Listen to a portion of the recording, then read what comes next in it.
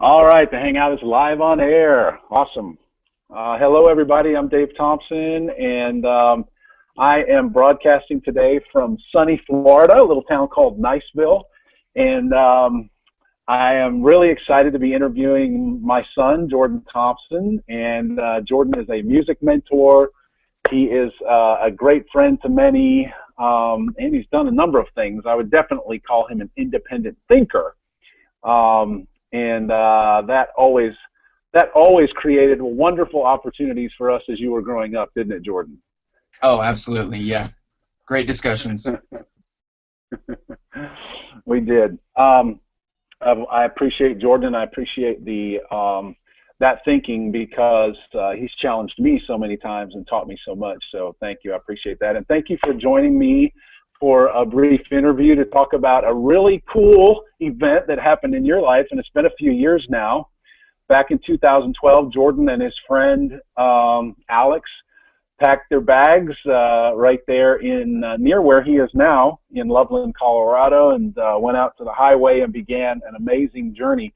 I wonder if you could just start the broadcast, Jordan, by just kind of giving us a summary, of what happened. If somebody came up to you in the street and said, hey, what did you do in 2012? Kind of how would you say what it is that you did? I would say that I teamed up with a friend and hitchhiked kind of around the western half of the United States for a couple months with a backpack and a guitar and no money. All right. A backpack and guitar and no money. And so to most people, when you say that you did that, what reaction do you get from them? Is there a common reaction? I wouldn't say there's anything too stereotypical. Generally speaking, younger people are going to think, oh man, that's really cool, that's really adventurous, that's exciting, it's daring, whatever. You get on the older side of things and they're like, oh, well, the world's a different place or, whatever. But besides those stereotypes, you really don't have, and even though there are tons of exceptions too, I find a lot of, people from like baby boomer generation who say, oh, I did that when I was 17 or I did that when I was 19. I hitchhiked from here to there, or I did it all the time in the 60s, whatever. You always have your exceptions. Most of the time it just sparks interest in a conversation. So it's a great conversation builder either way, just because it's such an exciting and interesting experience, or it seems like one at least. Yeah, I would throw in some other adjectives there: risky, bold, courageous, even maybe somewhat stupid. You've probably heard all of those. So give us an idea of the scope. Like you mentioned, it was 3 months. And what was the scope of the distance that you went? Have you counted up the miles, or maybe walk us through the states? Like, how did the route go? Sure. The route went from Fort Collins, Colorado, north to Cheyenne, west from Cheyenne to Salt Lake City, north to Washington State, just north of the Washington-Oregon line, south through Oregon, through all of California, into Nevada, from Nevada through Arizona to New Mexico, Texas, Oklahoma, Kansas City, and back to Colorado. Okay. So yeah, you really covered the western, especially the northwestern U.S. And did you have that mapped out when you left? Did you say this is where we're going? The general direction, we knew we wanted to get, that our first stop was going to be Portland. We knew we wanted to go there and see that city, and we knew that we wanted to go south through California. So, and it just made sense to come back since Alex, my buddy that I was traveling with, had friends in New Mexico. It made sense to go to New Mexico from there. I had friends in Las Vegas. We have family in Texas, so it's just, there were people that it made sense to go through and at least say hi to, or, bother for a couple of days before we moved on and got new rides and, moved on to the next thing. But most of it was really, the direction was sort of planned, but the exact places that we ended up were really sporadic and really spontaneous. Okay. That brings me to another question. Then, what was in your mind, what was the purpose of the trip? I mean, was it a trip of necessity because you, I think I know the answer to this, because you didn't have a place to live? I mean, I would have found a place to live if I hadn't planned the trip. So I don't think it was that much necessity. Was experiencing. I mean, let's see, I was 19 when I decided to do that, to travel, and it was in the winter, early spring of 2012. I was couch surfing. I was in my free time making enough money to drink beer and hang out with my friends and play music. And things seemed pretty stagnant. I had recently removed myself from, the church, which was a huge part of my life growing up. So I had lost a lot of removed, I should say, a lot of the basis that I had just kind of half-assedly lived my life to that point on, and I wasn't finding very much contentment in what I was doing there. And that spring, Alex texted me, and I hadn't talked to him in years, texted me and said, "Hey man, I'm coming through Kansas City. I was wondering if you know anywhere, to crash, to stay, or whatever, or anywhere to, like if you want to meet up, if you want to hang out." I said, "Yeah, if you're going through, if you're hitchhiking through or whatever, there are a couple options for you, this, and this." And I drove to where they were and met them and hung out with them for a little bit and was completely captivated by what they were doing. And it was either then or just before then that I decided that I was either going to backpack or hitchhike or go out into a sub-social living state for a while at least. And it's another story how Alex and I ended up doing it together, but it was really out of wanting to further remove distractions from my life and try to figure out what I believed or what made me tick or what was really going on inside of me and who I was as an individual, who I could be in society, especially a society that I wasn't seeing eye to eye with. So I don't know if that's too scattered, if that's direct enough as to why I really was urged to, but a short answer would be I don't know exactly. Yeah. No, that's terrific. The long answer, what I heard you say is that, the distraction piece, you were just kind of living this life that, you weren't finding a ton of fulfillment in, and you felt like you needed to just have some space away from distraction to see if you could figure it out a little bit. You met a friend who was doing this. It was compelling. And so you said, we're just going to fast back from here. How much of that did you accomplish? I mean, what would you say at the end? Now, here, and I know this has got to be impossible, but in what major ways did this impact your life? To the first part of that question, did it accomplish what I wanted it to? I would say absolutely, and I would say to this point in my life, besides maybe intimate relationships, like those aside, this decision has the highest return on investment of anything that I've experienced.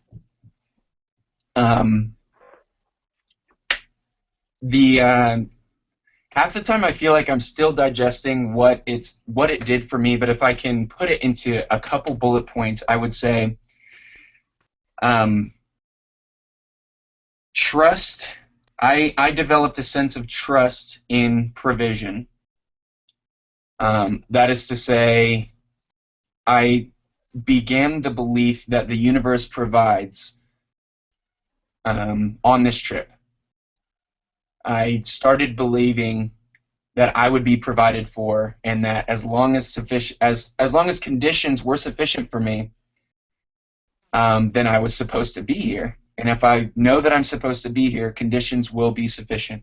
Along with that, there's a certain self-reliance that works in tandem with that provision, and it's only discovered when it's called upon.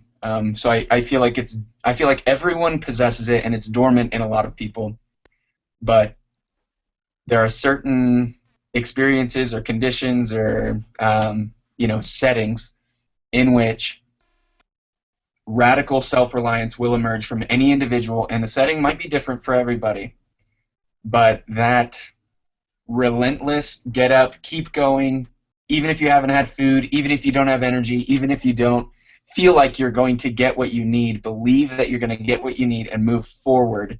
That self-reliance, that strong willpower, to succeed, to conquer, to continue. So those are two things. So we have trust that the universe will provide. We have radical self-reliance. And then the last thing that I would say is I experienced freedom. I experienced freedom more fully, more deeply on that in those 3 months than any other time in my life prior or after. Just, I think, because of the relationship that freedom has with insecurity. And how the phrase goes, the things you own end up owning you. Anything you invest or attach yourself to ends up attaching itself to you. And when you put yourself in a position of almost no attachments, you experience freedom on a very deep, intimate, personal level. And I think that's probably the third bold point of what I experienced going through there, what I took away from it, and ways that I was reborn, during those 3 months. Do you find yourself seeking to be in that same state of mind, even though now you're married, you're, you got to pay some bills, you've decided, at least you moved in the direction of a more conventional life. Yeah. Do you think, in your opinion, is it possible to achieve that without the environment of lack that you experience? Absolutely. I would say absolutely it is. And I struggled with that. I asked myself that question and struggled with that question for a long time. And I still have deep, other kids who travel or have traveled call it the itch. But you could, if I meet someone who's had that experience, I will say, you get the itch a lot, don't you, or whatever. It never goes away, and it never goes away. That desire for just free fall through your experience in life and experience the deepest valley and the highest mountaintop that you've ever had. That keeps pulling you, but when all of the parts of who Jordan thought he was fell away outside of culture, outside of having, outside of needing or feeling like I need, as soon as those things fell away, that freedom lasts forever, because that revelation can be experienced no matter what is around you, no matter what you're committed to, what you are obligated towards, whatever obligations you hold. Whether that be a job or an apartment or a payment on something, whatever it is, money, like the whole thing, the whole joke completely self-destructs when you live without it for even a short amount of time. And then you can go back and be a part of the joke and recognize it as a joke and that it's not real, but it's fine as long as you treat it like it's not real. And you can succeed in those things as long as you understand that's not the reality of what that's not what you're living for. That's not what humans exist for. That's not what life propagates for. I sincerely believe that life would not have evolved the why, if you will, of cells reproducing, that's not happening so that you can buy more, own more, attach more, suffer more. That's happening so that you can experience connection. That's happening so that you can be a part of something infinite as something finite. And it's completely, you can completely experience those things while having these attachments, as long as you don't attach yourself and you see them for what they are. You see them as a social structure, you see them as a monetary structure, a capitalist structure, whatever. There is absolute, that freedom is absolute, and it exists in everybody. The potential for it exists in everybody. And it doesn't matter what you have or what you don't have. Well, you better be careful. You might be waking something up in your viewers here that they have no idea. So let's talk about your resources on the trip. How much did you limit your resources, financially or otherwise? What did you take with you? Honestly, I didn't. I would have taken. I took too much off the bat. I took too much food. I was weighed down.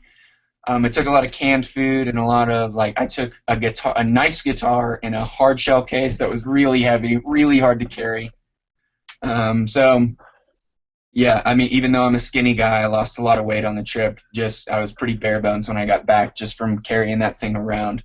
But I would say I took probably 25 to maybe 30 to 40 canned food items, a couple packs of ramen, a little bit of Red Bull Cola.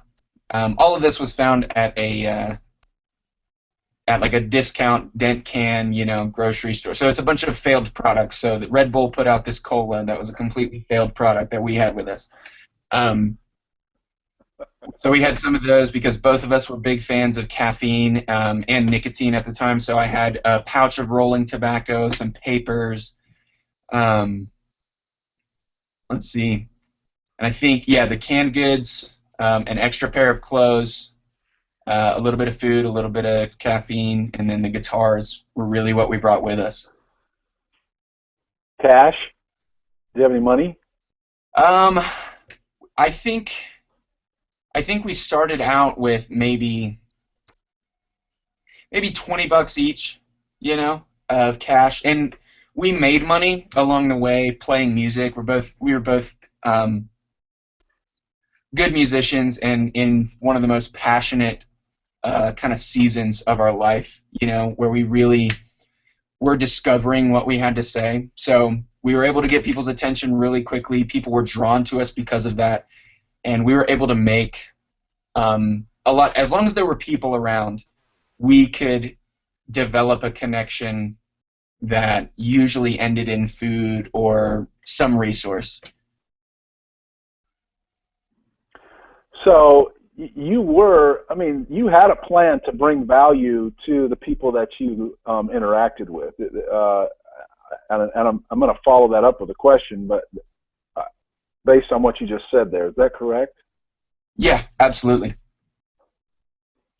And I've heard your music, and it is very valuable. So, yeah, I think you were taking a great gift out there. Some people might say, well, have you heard it said, and what is your response? You guys weren't pulling your weight. You certainly weren't paying any taxes while you were out there. And did you feel, was it your mindset that we're just going to go out there and expect people to take care of us because they feel sorry for us? That's a really important question, and I think that is what defines the line between a lot of people who are socially at the bottom. My personal belief is that people who need help on the bottom, I think that the entire culture needs to respond to that type of problem. But at the same time, since I mean, with that sense of self-reliance, with that idea that the universe will provide, comes uh, comes a type of, like, the idea of a type of commerce that isn't very popular in Western culture, but it's commerce nonetheless. And that is, I mean, we had a rule when we traveled that we wouldn't do what's called spanging, or spanging is when you ask for spare change. You just get, we've all experienced a person who comes up and says, "Hey man, you got an extra $1? I need this," or "Here's my story," or "Here's what's going on," and you're like, yeah, okay, or no, whatever it is. We decided early on that we were going to invite people to receive something from us, and in our culture, the way you express, in a capitalistic culture, the way you express gratitude for receiving something is by giving something, and usually giving something monetarily, or like giving a resource. So I've, one example of that would be, I was playing on a corner in Bakersfield, California, and I'm singing my heart out to, like, traffic who's stopping, pedestrians who are going by, and a woman came up to me and she said, "Are you hungry?" And I'm like, "Yeah, absolutely." She's like, "Why don't you walk with me to this little, like, corner grocery store, and I'll get you, like, a little bit of food." And I said, "Yeah, absolutely." Okay, so we go there to the corner grocery store, and this woman is on food stamps. She's receiving assistance because she's being trampled on by our structure. And she bought me food because she received something from me. She believed in what I was doing. She believed in what she saw. And we experienced a commerce that was, it's extra human, extraordinary, supernatural, whatever. We experienced a commerce there, and she wanted to give to me, and the way that she could give to me is by giving me sustenance, and I gave to her something. But really, our goal on this was to create an invitation for that commerce to take place, when we needed something. And I never experienced, nor will I ever experience, any guilt or shame because of that sort of thing. And I don't think it's a guilty thing to ask somebody for something. But, even in the strictest of I give you X, you give me Y mentalities, we wanted to stay reprehensible. Yeah. Yeah. Wow. That story, I mean, you just drew me in with that story, and I can't wait, because in future broadcasts, I know what we're going to do is kind of explore some more of those stories, and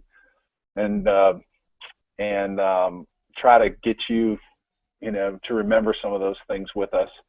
Yeah. So you're out there, you're trying to bring something of value as you go, which is your music. You're sharing yourselves. You have very few resources. I'm sure you ran through those cans of beans pretty quickly, and Yeah. and whatever. And you're playing music. From looking back on it, what was the resource? I mean, how was it? How often did you get very hungry and go without food, or was it, did you always feel like you kind of had plenty? We certainly experienced scarcity.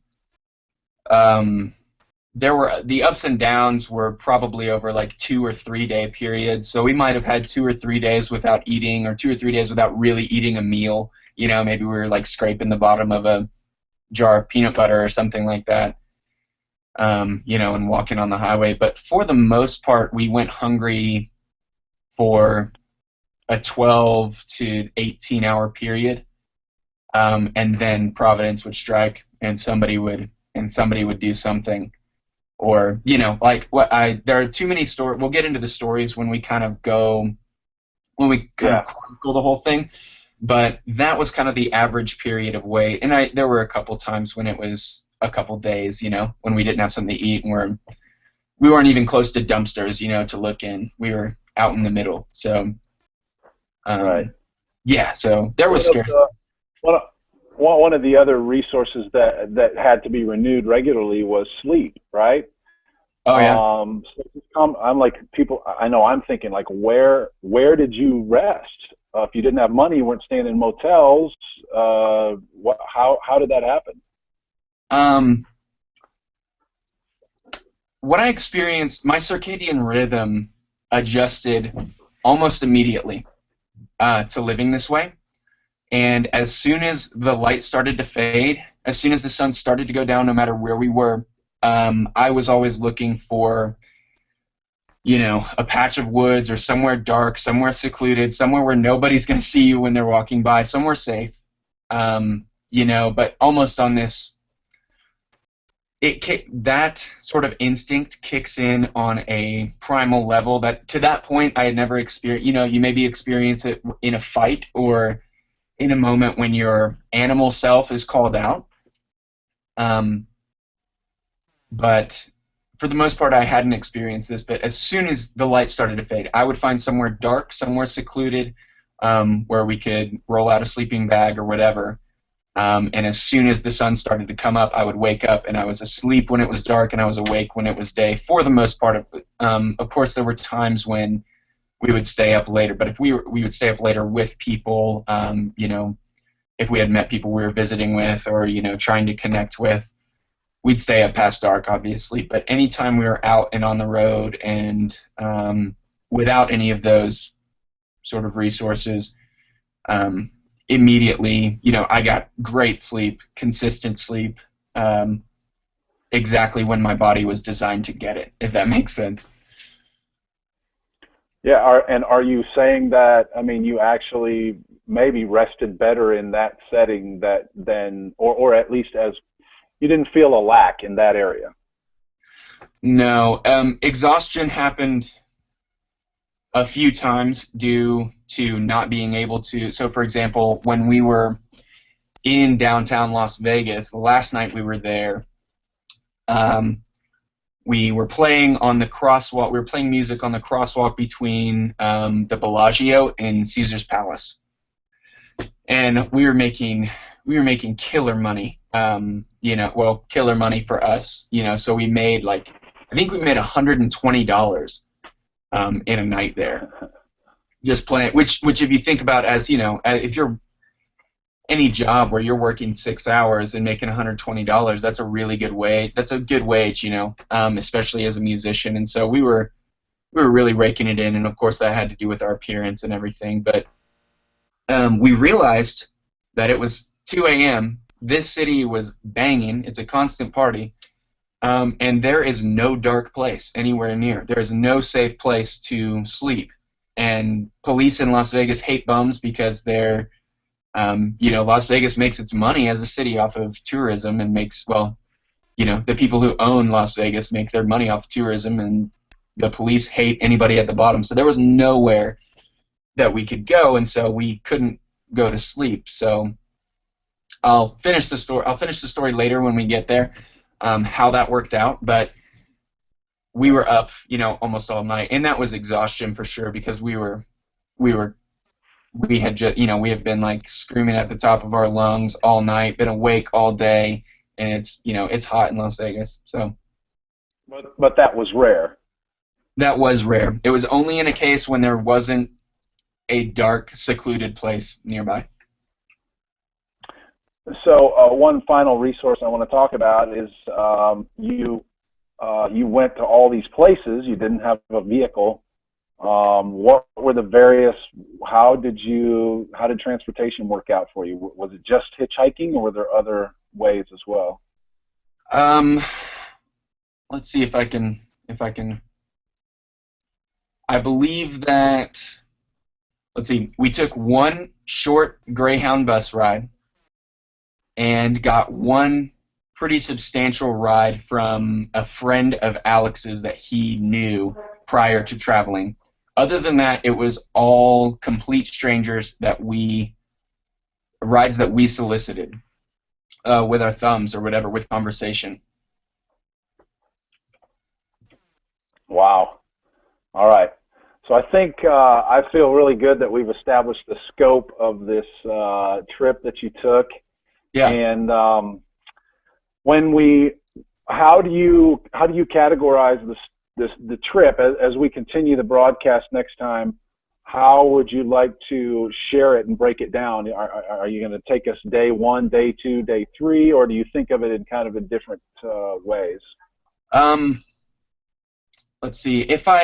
I don't know if I could do it day 1, day 2, day 3, but I could definitely do stop by stop, city by city. Once we get rolling, you'll just have to stop me when the time's up or when we find a convenient stopping place, because there are too many. Because the memory is a long strand of things that, you know, the detail is in re-experiencing them, you know, in my head and in my heart. So it'll probably have to work just like that. That sounds awesome. And then I'm sure as I hear you sharing one story, it'll bring up a question about, you know, what happened, and then I can just, you know, insert that at the appropriate time. Yeah. Man, thank you so much for sharing. Is there anything else in the way of summary or in the way that you feel like would be important to share before we wrap this broadcast up? A belief that I have that I usually try to discuss or try to bring up when I talk to someone about this trip and what it was for me, is that I believe that every person has a thing that they've dreamed of doing that requires courage, that requires insecurity, that will bring about trust in provision, that will bring about freedom on a deeper level. And I don't think that everybody's looks like a hitchhiking trip. And I think it's vastly different for anyone. But one thing that I will definitely revisit as we continue talking about it is just, I can't encourage enough taking that jump, diving into that, setting goals so that you can do that thing for you, because it will enrich you. Whether it's, I mean, it could be a vacation, it could be activism on a certain social situation, it could be anything that brings about who you are at the deepest level and lets the falsified, confectionery, invented you fall apart. I just could not encourage enough someone to do that daring thing. And that's what I would say. I would say, listen to my story. Let it ignite that part of you. Let it, you know, let our humanness connect and our experiences grow from each other, and let the world be a better place because of people taking risks, because of people believing in other people and choosing love, choosing acceptance, choosing all the great things, choosing unity. That's what I would say. Very cool. I got to follow up with this one quick thought that it's come up a couple of times now, and so I want to do that. And you have mentioned the assurance of provision. I can't remember what the term is that you said. Like, it was a big part of what you experienced. Is that in contrast to the fear that you will somehow like die from lack? I think for most, especially for me, before this, I never experienced an immediate fear that I would die from lack. But the fear of lack is absolutely socially tied to the fear of death, which I believe are two things that we are kind of taught. You know, in a consumer culture, we are absolutely taught that not having is a terrible condition. That not having, you know, the ability to consume or stomp on other, you know, climb above other people, or, you know, manifest our own destiny, whatever. I think the fear of that is what sparks, rampant consumerism, rampant consumption. You know what I mean? If someone feels like they're not going to have enough, they're going to overconsume. And so I think that, letting go of that, like, my personal belief, my spiritual belief is that I, as a functioning 0.0001% of the universe, whatever, carried out to the billions, I, as that piece of the universe, will be provided for as long as the universe is choosing to manifest itself in the way of me. That is to say, I believe my life will last exactly as long as it needs to last. I believe I have the resources that I need. I believe that I have whatever my plenty is. I believe that I have that. And as soon as that goes away, I accept the next thing. I accept, in the if you want to call it the worst case, I accept death when it's my time to go. I absolutely accept that. And I accept plenty up until that point. I accept provision until that point. And I truly believe that some people, refer to the term of God. God takes care of them. God guides them, whatever. I absolutely believe that.